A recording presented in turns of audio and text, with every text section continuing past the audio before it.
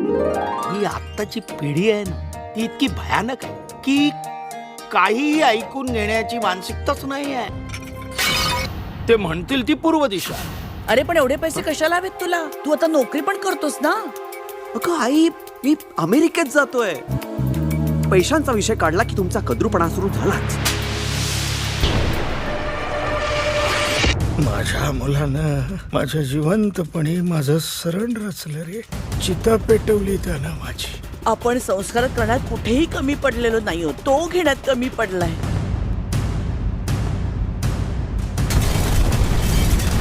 भगवान श्रीकृष्ण अर्जुनाला म्हणाले, तुझ्या नातलगांच्या मरणाबद्दल बोलत असशील तर ते कधीच मेलेत, कारण त्यांनी अधर्माची बाजू घेतली. आता आपलं आणि दिलीपचं नातंही असंच झालंय. त्यानं आपल्याला विमानतळावर असं सोडून दिलं ना.